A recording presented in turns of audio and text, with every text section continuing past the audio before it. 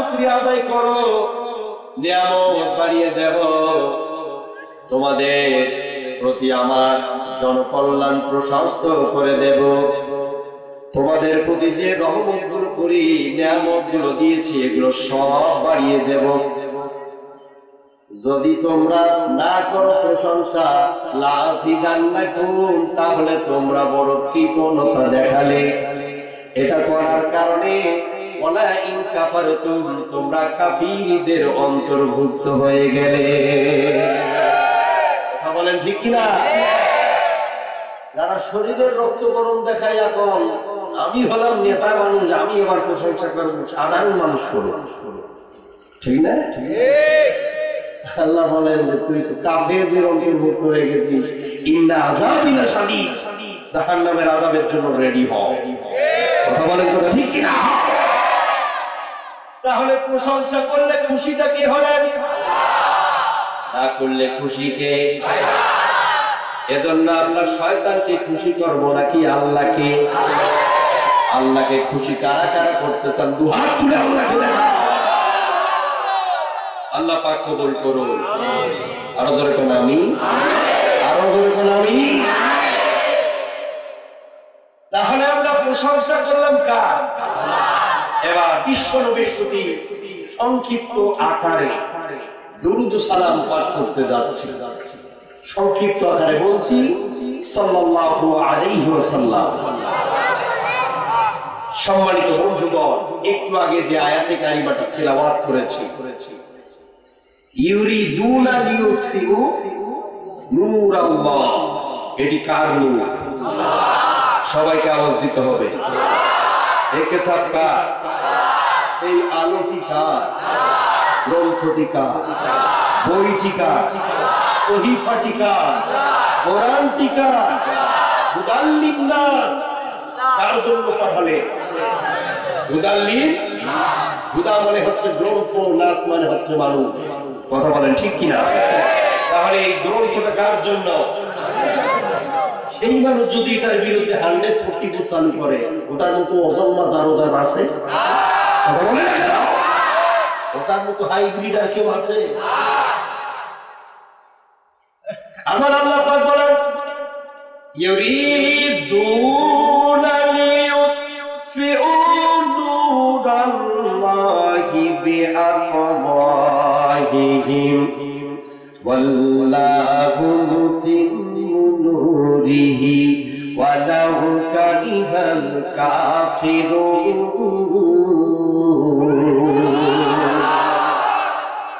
কাফিরের বাচ্চাগুলো মুখের ফু দিয়া এই কোরআনের নূরকে নিভিয়ে দিতে চায়।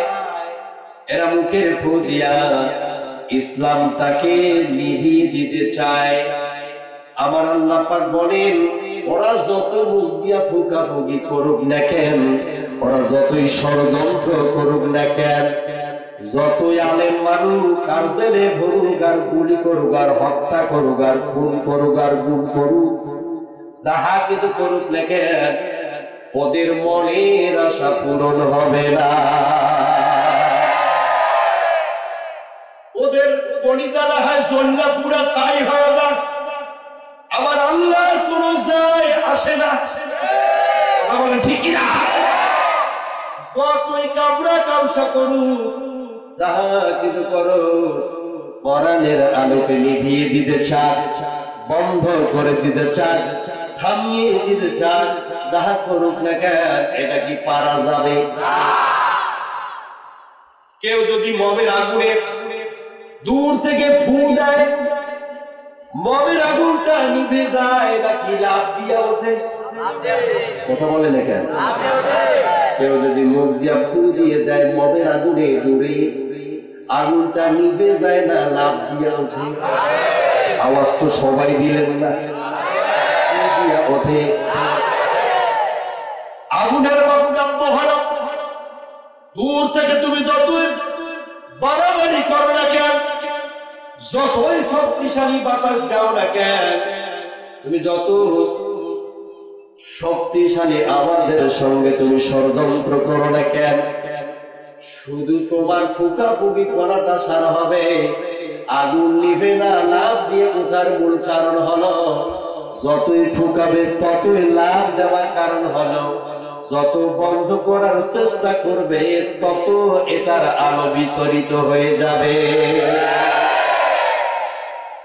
যতই কোরআন থেকে দূরে রাখার চেষ্টা করা হবে তত বেশি কোরআনের আলোচনা বাংলার ভূখণ্ডে চালু থাকবে।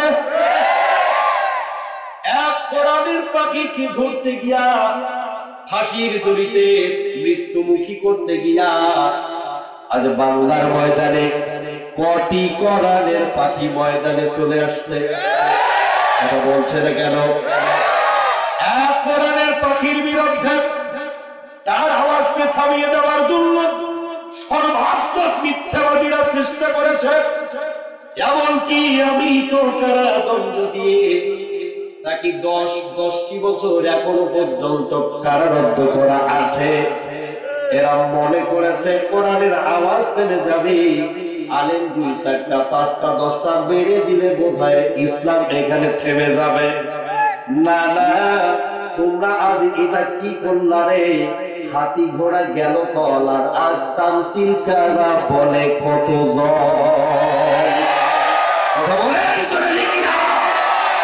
আরে তোমাদের সে বড় শক্তিশালী জাতি আদ জাতি ছিল, সামুদ জাতি ছিল, তারপরে ফেরাউন ছিল, তারপরে নমরুদ ছিল, তারপরে আবু জাহিল ছিল, এরপরে উতবা ছিল, সাইবা ছিল, ওলীদ ইবনে মুগীরা ছিল। এরা সবাই মিলে বড় শক্তিশালী একটা জাতিতে পরিণত হয়েছিল। এরা আইন তৈরি করেছিল। وقال الذين كفروا لا تسمعوا لهذا القرآن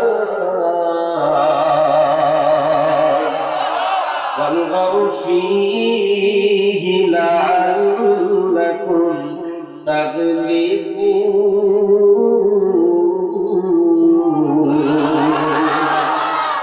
আল্লাহ কোরআন সাক্ষ্য দিচ্ছে তোমরা আজ কোরআনকে স্তব্ধ করে দাও না, কিন্তু তোমাদের পূর্বে তোমাদের যারা পূর্বপুরুষ ছিল তোমরা তো আজ তাদের জাতি আর পুতিরে ওরা একদিন কোরআনের বিরুদ্ধে আইন তৈরি করে দিয়েছিল।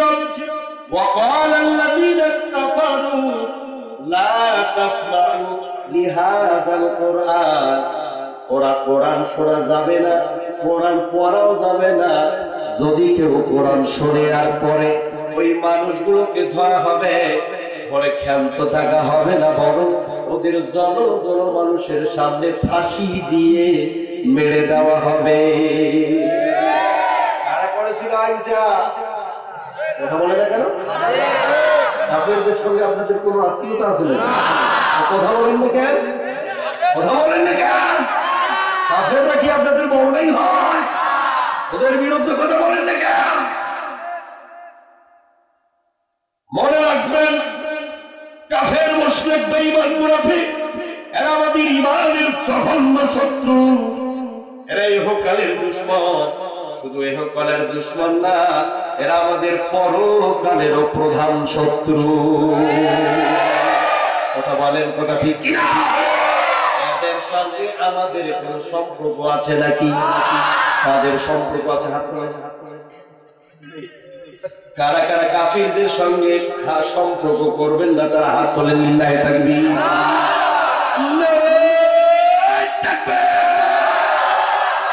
লিল্লাহি তাকবীর। আজ যদি মামলা হয়, যদি জেলে যাওয়া থাকে, আরে বেটা জেলের ভয় করো, এই জীবনের মায়া করো। 60, 70, 75 বছরের জিন্দেগি দুনিয়া, এটার ভয় করে আজ কথা কবি না, আল্লাহর পথে থাকবি না, অনন্তকাল জাহান্নামে থাকা লাগবে। কথা বলেন ঠিক কিনা? পরকাল করো না দুনিয়া করো? দুনিয়া চান না পরকাল চান? কারা কারা পরকাল দেখি তো লিল্লাহি তাকবীর। তাকবীর দিয়ে যাবে।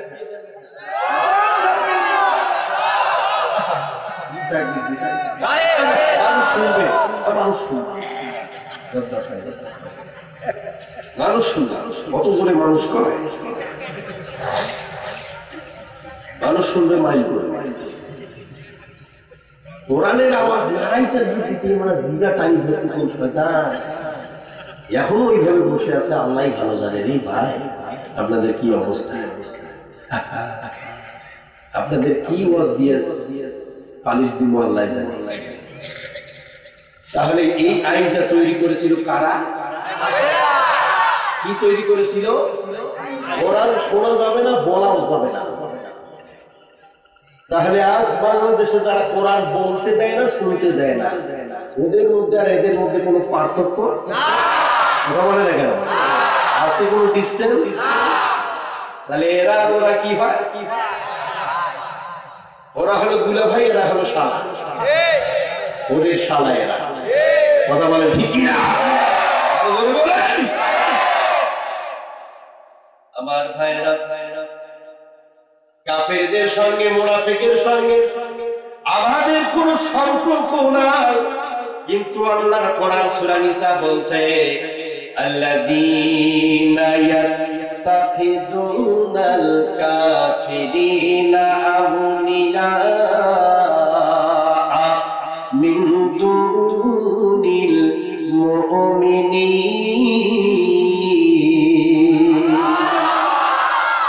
আবার আল্লাহ পাক বলেন আল্লাযীনা ইয়াত্তাখিযুনাল কাফিরিনা, কিছু মানুষ আছে কাফিরদেরকে আর মুনাফিকদেরকে আউলিয়া মানে অন্তরঙ্গ বন্ধু বানায়।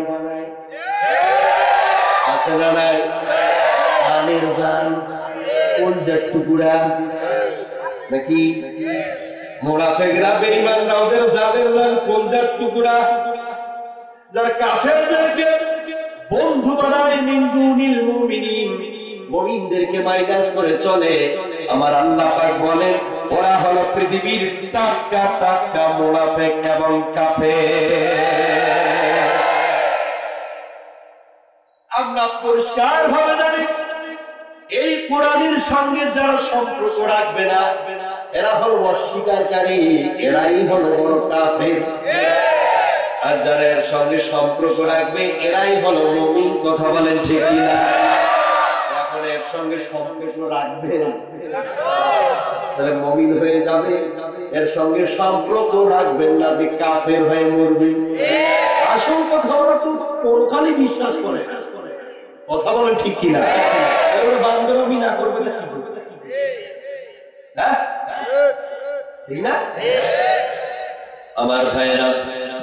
তাহলে এই কোরআন এমন গ্রন্থ যার অনুসরণ মানলে, যাকে অনুকরণ করলে মুমিন হয়ে বাঁচা যায়, আর এর বিরোধিতা করলে কাফির হয়ে জাহান্নামে যাওয়া লাগে। আমি একবার ফিরআউনটার জীবনী নিয়ে গবেষণা শুরু করলাম যে এই ফিরআউনটা কেন মুসার বিরুদ্ধে উল্টাপাল্টা করেছিল, একটু দেখি তো ব্যাপারটা কি। আল্লাহ পাক মুসাকে বলেছিল, মুসা রে তুমি যাও ফিরআউনের কাছে গিয়ে বলো ইযহাব ইলা ফিরআউনা ইন্নাহু তাগা।